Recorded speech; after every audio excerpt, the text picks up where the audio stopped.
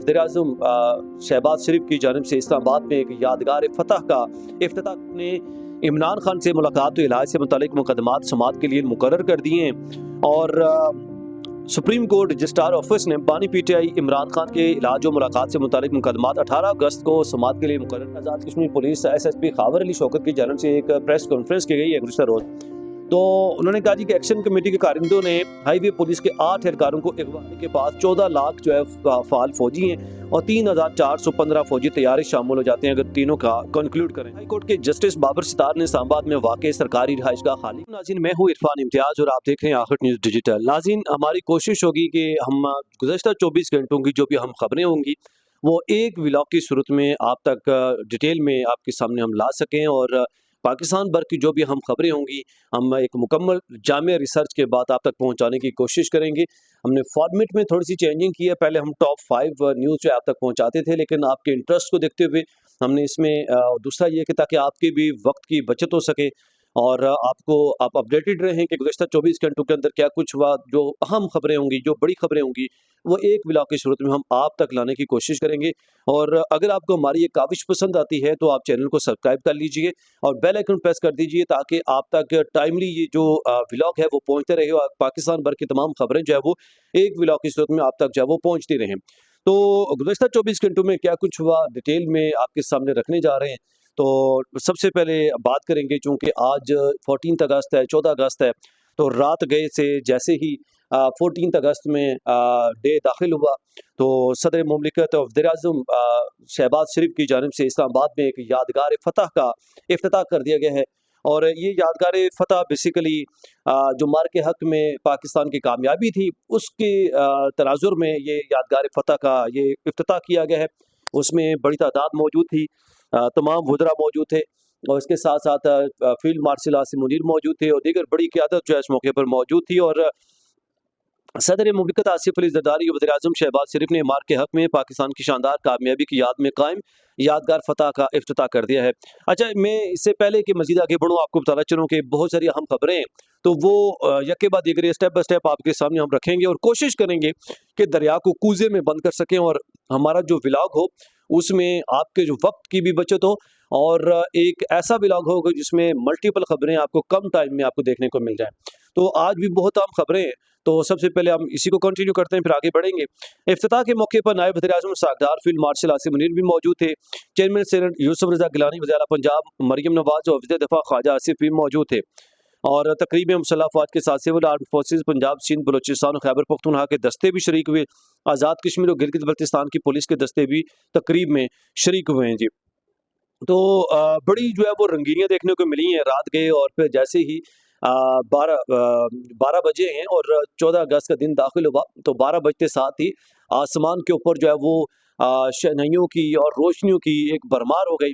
और 14 अगस्त यौम आज़ादी की खुशी में और हर तरफ जो है वो एक तो शहनाइयाँ बजने की आवाज़ें दिखाई दी, हर तरफ जो है वो आसमान जो है वो रंग और नूर से जो है वो नहा गया और ऐसे बरसात हो रही थी। मुख्तलिफ कलर्स में जो है वो शहनाइयाँ जो है वो आसमान के ऊपर छोड़ी गई थी। इसी तरह फ्लाई पास के हवाले से भी खुसूसी, क्योंकि पिछले 3-4 दिनों से जो हमारी एयर फोर्सेस हैं वो तैयारियां कर रही थी, तो उस वाले से भी। और फिर वज़ीर-ए-आज़म शहबाज शरीफ ने इस मौके पर जो है परचम पाकिस्तान का वो भी बुलंद किया। और इस दौरान वज़ीर-ए-आज़म ने स्पीच करते हुए कहा कि पाकिस्तान के पानी की एक-एक बूंद हमारी रेड लाइन है। और वज़ीर-ए-आज़म ने यादगार फतह की इफ्तिताही तकरीब से खिताब में कहा कि यादगार फतह के साए में पूरी कौम को जश्न आज़ादी मुबारक हो। कायद-ए-आज़म ने कौम को गुलामी के अंधेरों से निजात दिलाकर आज़ादी दिलाई है। मार के हक़ की कामयाबी पर पूरी कौम को खिराज तहसीन पेश करते हैं। तो ये आप साथ विंडो में देख सकते हैं जो मनाज़र थे उस वक्त के, और उस दौरान जो है वो किस कदर एक खुशी का समा था और आसमान के ऊपर जो शहनाइयाँ थी वो आप देख सकते हैं कि किस तरह इस्लामाबाद की जो फ़ज़ा है और वो खूबसूरत चमकती हुई दिखाई दे रही थी। इसी तरह मीनार पाकिस्तान लाहौर के ऊपर भी बड़ी आवाम इकट्ठी थी और वहाँ पे भी भरपूर शहनाइयाँ जो है वो बजाई गई हैं, आसमान में छोड़ी गई हैं। इसके अलावा जी बात करेंगे, वज़ीर-ए-आज़म शहबाज शरीफ ने स्पीच करते हुए पाकिस्तान के पानी की एक-एक बूंद हमारी रेड लाइन है, भारत राय रास्त पर ना आया तो बराह रास्त जवाब दिया जाएगा। तो इस्लामाबाद में मार के हक़ में पाकिस्तान की शानदार कामयाबी की याद में कायम यादगार फतह की इफ्तिताही तकरीब से खिताब करते हुए वज़ीर-ए-आज़म ने कहा कि यादगार फतह के साए में पूरी कौम को जश्न आज़ादी मुबारक हो। और उन्होंने कहा कि मार के हक़ में कौम का सर फ़ख्र से बुलंद हुआ, दुश्मन को इबरतनाक शिकस्त का सामना करना पड़ा। वज़ीर-ए-आज़म ने कहा कि ऐलान करता हूँ कि पाकिस्तान के पानी की एक-एक बूंद हमारी रेड लाइन है, भारत राह रास्त पर ना आया तो उसे बराह रास्त जवाब दिया जाएगा। तो ये सीधा-सीधा हम चलेंगे ताकि आपका भी जो टाइम है वो बच सके। इसके अलावा जी आगे बढ़ेंगे और जो दीगर खबरें हैं, वो भी आपके गोश-गुज़ार करेंगे कि क्या कुछ हुआ गुज़श्ता 24 घंटों के अंदर, और ताकि आप भी जो है वो अपडेटेड रह सकें और सारी खबरें ऐसे ही आप तक वक्तन-फ़वक्तन जो है पहुँचते रहें। तो खबर ये है जी कि पाकिस्तान, सऊदीया, तुर्किया के पास 14 लाख फ़ाल फ़ौजी हैं और 3,415 फ़ौजी तैयारे हैं। ग्लोबल फायर पावर इंडेक्स की जानिब से एक रिपोर्ट मंज़िल-ए-आम पर आई है, चूँकि पाकिस्तान, सऊदीया और तुर्किया ने एक आपस में जो गुज़िश्ता दिनों एक, जैसा मैंने पिछले एक व्लॉग में डिस्कस भी किया था कि जिसमें आपस में इनका एग्रीमेंट हो चुका हुआ है, जिसे कहते हैं मुश्तरका दिफ़ाई मुआहिदा हो चुका हुआ है। तो उस के तनाज़ुर में ये बेसिकली रिपोर्ट जारी की गई है। अब तीनों मालिक के पास 14 लाख जो है फ़ाल फ़ौजी हैं और 3,415 फ़ौजी तैयारी शामिल हो जाते हैं अगर तीनों का कंक्लूड करें इसमें तो। और इसके तहत जो है वो एक मुल्क पे हमला, तीनों मुल्कों के ऊपर हमला जो तसव्वुर किया जाएगा और सारे इसके ऊपर रिएक्ट करेंगे। इसके तहत जो है ये एलामिया जारी किया गया था, सॉरी। तो ग्लोबल फायर पावर इंडेक्स के मुताबिक ये सिर्फ एक दिफाई मुआहिदा नहीं है, बल्कि मुख्तलिफ फौजी ताकतों को एक मुश्तरका दिफाई शराकतदारी में जोड़ने की कोशिश है। और तीनों के पास जो रिपोर्ट है, ये मजमूई तौर पर तकरीबन 14 लाख फ़ाल फ़ौजी एहलकार हैं, 3,415 फ़ौजी तैयारे हैं, 6,046 टैंक हैं और 344 बहरी असासे मौजूद हैं। और पाकिस्तान तकरीबन 6,60,000 फ़ाल एहलकारों और जोहरी सलाहियत के साथ जो है वो अहम किरदार अदा कर रहा है। तो इसके अलावा अगर बात करें तो तुर्की के पास 192 बहरी असासों के साथ ड्रोन, मिसाइल, सेंसर्स और इलेक्ट्रॉनिक वारफेयर समेत मजबूत दिफाई सनद मौजूद है। सऊदी अरब के पास तकरीबन 63 अरब 90 करोड़ डॉलर के सालाना दिफाई बजट के साथ सबसे बड़ा माली हिस्सा फराहम करता है और इसकी जगराफियाई अहमियत भी जो है वो नुमायाँ हो चुकी हुई है। तो ये खबर है जी। इसके अलावा खबर यह है कि जी कि अवाम की सहूलत के लिए वजारत दाखिला की जदीद तरीन पहले खिदमत मरकज़ की तामीर जो है वो शुरू कर दी गई है। वज़ीर दाखिला मोहसिन नकवी ने इसकी जो बाकायदा इफ्तिताह की है और इस्लामाबाद के इलाके F6 में अवाम की सहूलत के लिए वजारत दाखिला की जदीद तरीन पहले खिदमत मरकज़ की तामीर का काम जो है वो जारी है। वजारत दाखिला के मुताबिक पाकिस्तान की तारीख में पहली बार वजारत दाखिला और तमाम झेली इदारों की मुकम्मल सहूलतें एक छत तले मिलेंगी। तो वजारत दाखिला ने बताया कि लाइसेंसेस, NOCs, वीज़ा, शनाख्ती कार्ड की सहूलियात समेत पासपोर्ट और वजारत दाखिला के ज़ेर इंतज़ाम दीगर तमाम अवामी सहूलतें भी दस्तियाब होंगी। और इसके अलावा खिदमत मरकज़ में जदीद public dealing hall, service counters, कुशादा वेटिंग हॉल और बाकी चीज़ें इसमें शामिल होंगी। तो मोहसिन नकवी ने F6 में ज़ेर तामीर खिदमत मरकज़ का दौरा किया और तामीराती सरगर्मियों का जायजा लिया, जबकि उन्होंने मुतलका हुकाम का मनसूबा जल्द मुकम्मल करने की भी हिदायत की है। अच्छा, इसमें बेसिकली ये है कि आपको मल्टीपल सर्विसेज जो है एक छत तले मिलेंगी।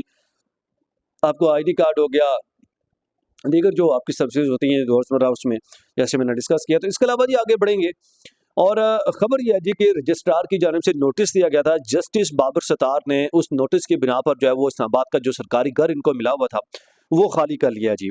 और जस्टिस बाबर सत्तार ने ये घर खाली क्यों किया, वो आपके सामने डिटेल रखते हैं। पेशावर हाई कोर्ट के जस्टिस बाबर सत्तार ने इस्लामाबाद में वाक़ सरकारी रिहाइशगाह खाली कर दी है और ज़राए के मुताबिक स्टेट ऑफिस की जानिब से 3 जुलाई को घर कैंसिल कर दिया गया था, जिसके बाद हाई कोर्ट रजिस्ट्रार की जानिब से जारी नोटिस में 30 दिनों में घर खाली करने का कहा गया था। और जिसके बाद चूंकि 30 दिन का उनको वक्त दिया गया था, 30 दिन में घर खाली करने का नोटिस दिया गया था, कहा गया था, तो उन्होंने घर जो है खाली कर दिया। ज़राए ने बताया कि रजिस्ट्रार के नोटिस के बाद जस्टिस बाबर सत्तार ने इस्लामाबाद की सरकारी घर खाली कर दिया है। जस्टिस बाबर सत्तार ने अपनी अदालती छुट्टियों के बाद सॉरी 2 रोज़ कबल सरकारी घर खाली किया है। अब इस पे जो मज़ीद डिटेल्स है वो मंज़र-ए-आम पर नहीं आई, जैसे आएंगी हम आपके सामने रखेंगे कि रीज़न क्या बनी है जिसकी वजह से इनको नोटिस दिया गया, घर खाली करने को कहा गया। तो इसके अलावा जी आगे बढ़ेंगे और ख़बर यह है जी कि तर्जुमान आज़ाद कश्मीर पुलिस SSP खावर अली शौकत की जानिब से एक प्रेस कॉन्फ्रेंस की गई है गुज़श्ता रोज़। तो उन्होंने कहा जी कि एक्शन कमेटी के कारिंदों ने हाईवे पुलिस के 8 एहलकारों को अगवा किया। ये कहना था SSP खावर अली शौकत का।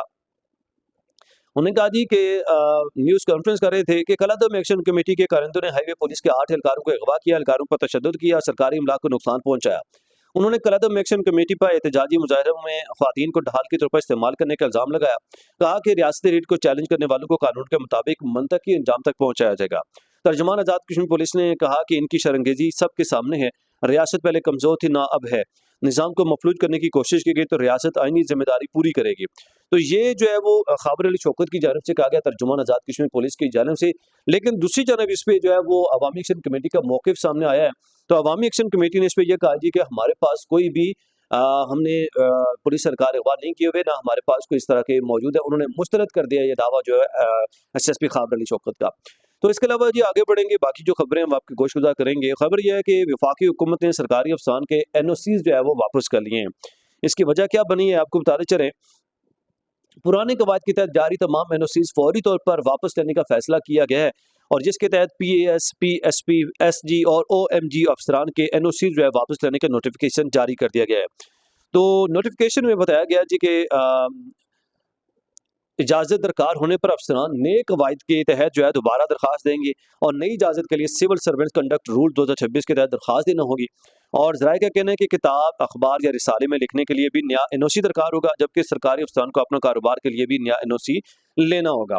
और ये एनओसी बेसिकली अगर आप वो कोई खबर अपनी लगाते हैं किसी भी अखबार, रिसाले या कहीं पे, या फिर कारोबार करते हैं, तो उसके लिए एनओसी बेसिकली जितने भी सरकारी मुलाजिमीन हैं उनके लिए था। तो अब इसके लिए जो है वो इनको नई पुराने जो है वो कैंसिल कर देंगे। अब नया जो इनको दरखास्त देनी पड़ेगी, जो भी इस तरह की सरगर्मी में मुलविस है या कारोबार करता है कुछ भी, तो उसके बाद उसको जो है वो इशू किया जाएगा।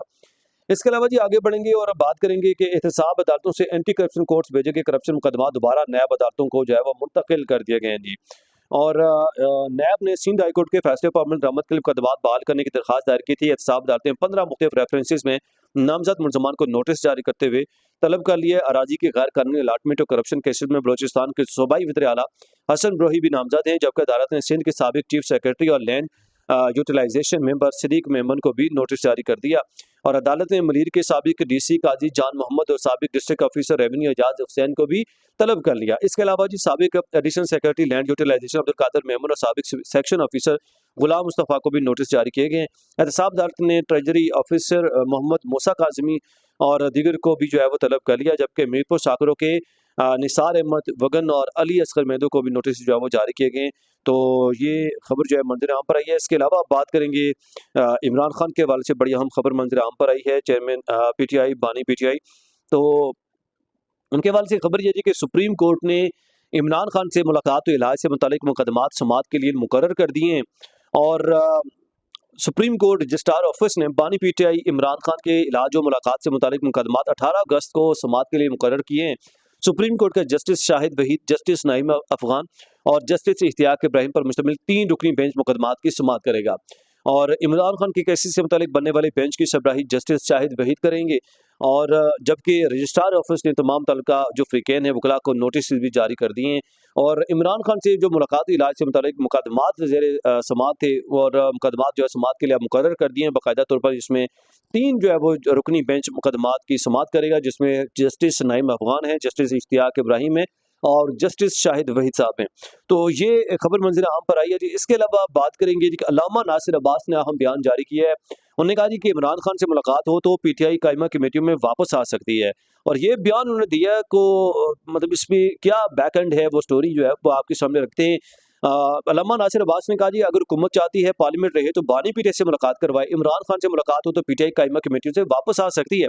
उन्होंने कहा जी कि हुकूमत मुज़ाकरात में संजीदा है तो बात करें, पार्लियामेंट हाउस के कॉन्स्टिट्यूशन रूम में मुज़ाकरात करें तो हम तैयार हैं। अल्लामा नासिर अब्बास ने कहा हम वज़ीर आज़म हाउस जाकर इनकी पोजीशन को कानूनी जवाब नहीं फराहम करना चाहते।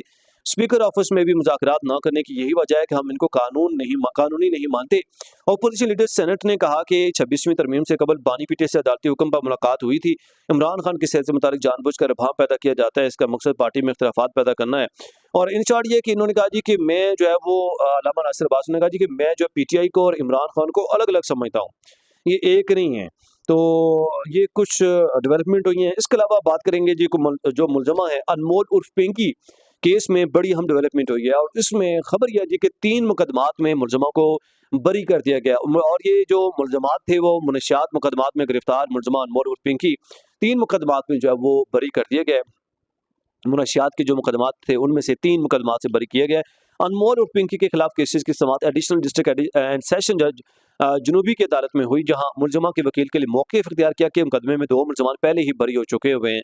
अच्छा, इसमें आप देखें कि ये मुलजमा जो कि पूरे पाकिस्तान भर में इसका जो नेटवर्क है वो फैला हुआ था, तो पूरे नेटवर्क में पूरे मुल्क भर में यंग जनरेशन को ख़राब करना, नौजवान नस्ल को बर्बाद करना, तो इसकी मतलब ये पूरी इसकी ज़िम्मेदार है।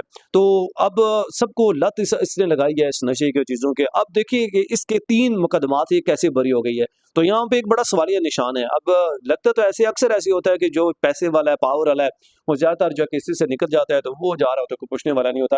तो खुदा न खास्ता कोई ऐसी पोज़ीशन ना देखने को भी मिले यहाँ भी।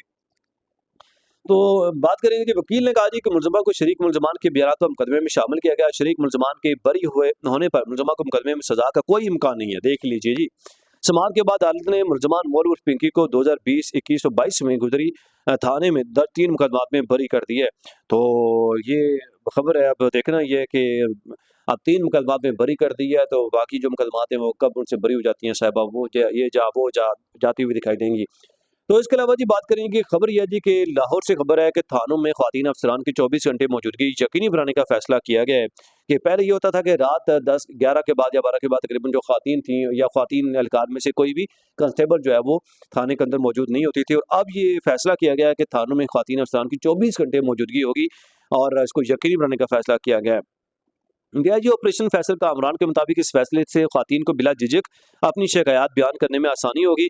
लेडीज़ पुलिस साइल ख़वातीन की मदद और कानूनी मामलत के लिए हम वक्त मौजूद होंगी थानों के अंदर। डीआईजी ऑपरेशन ने कहा कि अब ख़वातीन को रात में भी पुलिस से राब्ते में दुश्वारी का सामना नहीं करना पड़ेगा। घरेलू तशद्दुद, हरासानी और ख़वातीन से मुतल्लिक दीगर शिकायत पर फौरी रिस्पांस यकीनी बनाया जाएगा। फैसल कामरान ने कहा कि थानों में ख़वातीन पुलिस की मौजूदगी ख़वातीन को महफूज बनाने की जानिब अहम पेशरफ्त है। नो डाउट एक अच्छा कदम है, और जिसमें सबसे ज़्यादा वाक़या में ये होता है कि ख़वातीन जो है वो रात गए जाके वहाँ पे अपनी शिकायत जो है वो दर्ज नहीं करवा सकती या अपने एफआईआर या दरख्वास्त वो नहीं दे सकती। तो अब एक औरत के साथ ज़्यादा खुल के जब बयान कर सकती है।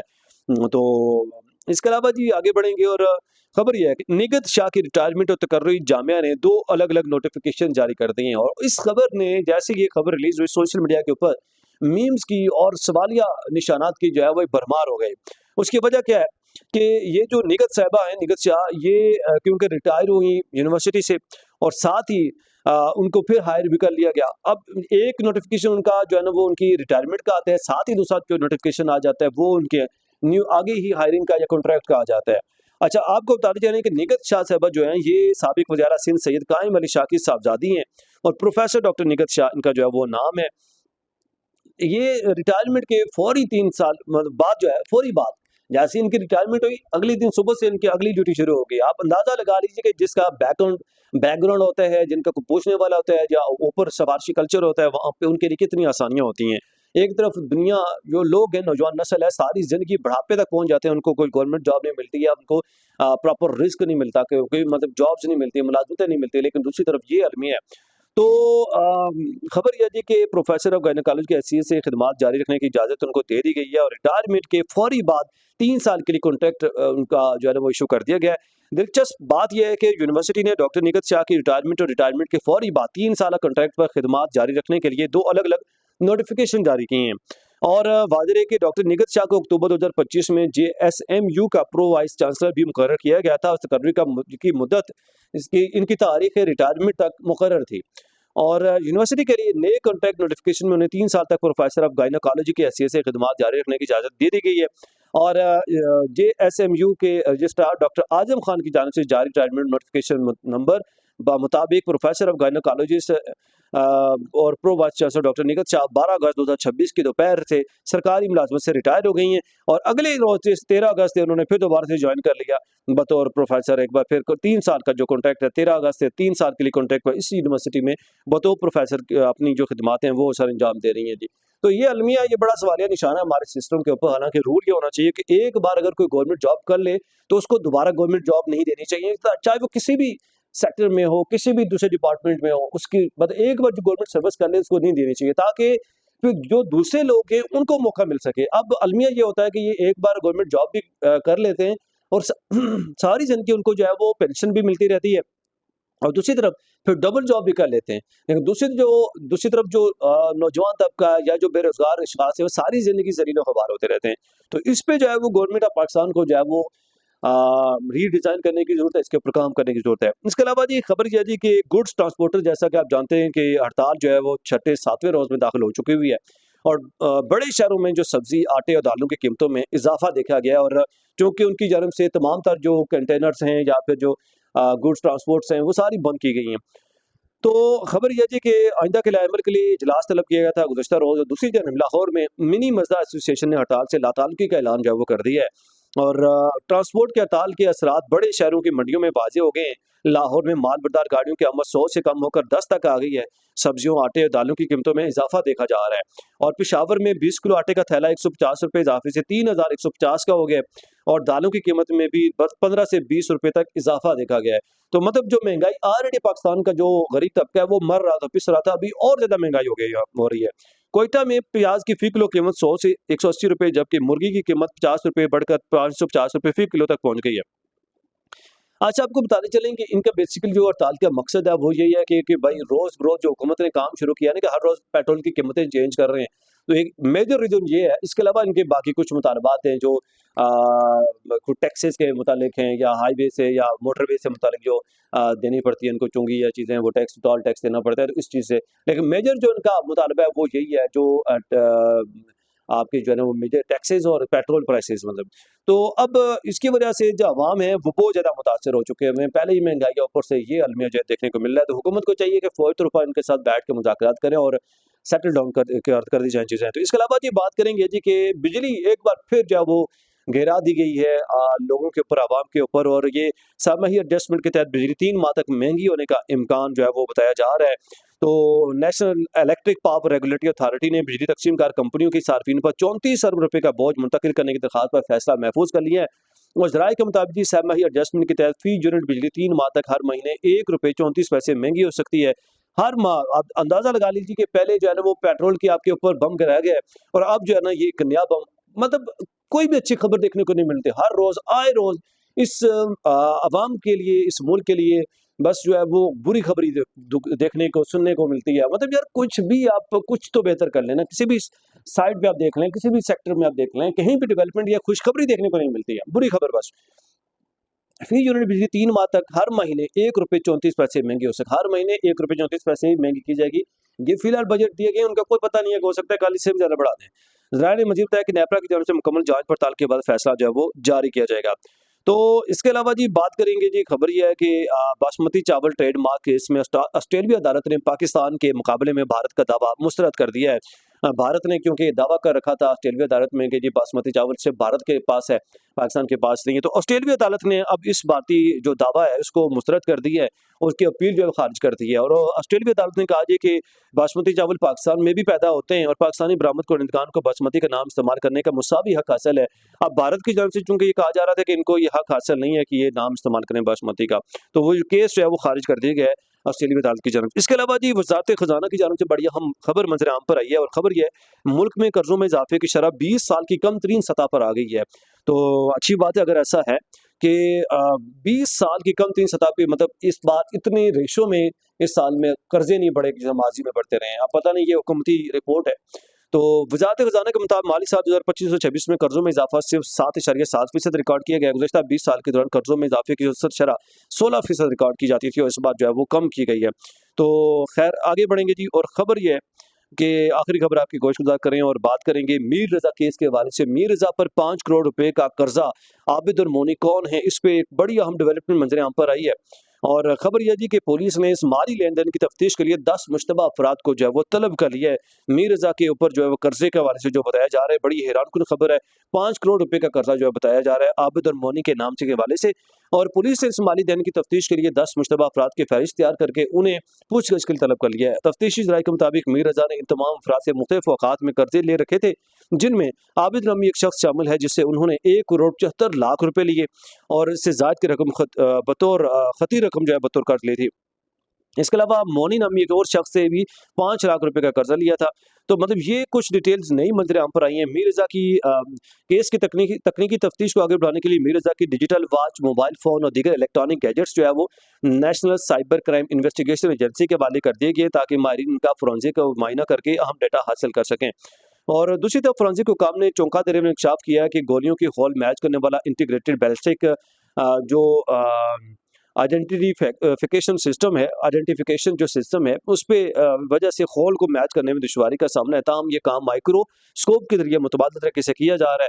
तफ्तीशी ज़राए के मुताबिक जाए वकुवार गेस्ट हाउस पर पुलिस एहलकार तैनात हैं, लेकिन पहाड़ी इलाका और जंगल होने की वजह से जियो फेंसिंग में मुश्किलात पेश आ रही हैं, जबकि मीर रज़ा के वकील और वालिद ने उन्हें पुरअसरार जगहों पर तेज़ाब की बोतलों की निशानदेही भी की है। तो नाज़रीन, ये कुछ ताज़ा तरीन जो डेवलपमेंट्स हैं वो आपके सामने हमने रखी है। नाज़रीन, हमारी कोशिश होती है कि पाकिस्तान भर की जो भी अहम खबरें होंगी गुज़िश्ता 24 घंटों की, वो हम एक जामे रिसर्च के बाद और जो भी अहम खबरें होती हैं, जो बिग न्यूज़ होंगी, जो अहम डेवलपमेंट्स होंगी पाकिस्तान की, वो हम चुनकर उनका दरिया को कूज़े में बंद करने की कोशिश करेंगे और कम से कम टाइम में आपको सारी खबरों का जो निचोड़ है एक व्लॉग की सूरत में आपके सामने हम रखने की कोशिश करेंगे। और अगर आपको हमारी ये काविश पसंद आती है तो चैनल को सब्सक्राइब करना, बेल आइकन प्रेस करना ना भूलिएगा, ताकि इस तरह की जो इन्फॉर्मेटिव व्लॉग्स हैं वो आप तक टाइमली पहुँचते रहें। पाकिस्तान के बारे में हर खबर जो है आप तक टाइमली पहुँचती रहे और आपका जो टाइम है वो भी बच सके। इसके साथ अपनी मेज़बान इरफान इम्तियाज़ को दीजिए इजाज़त। एक नए व्लॉग से फिर हाज़िर होऊंगा, तब तक के लिए अल्लाह निगहबान।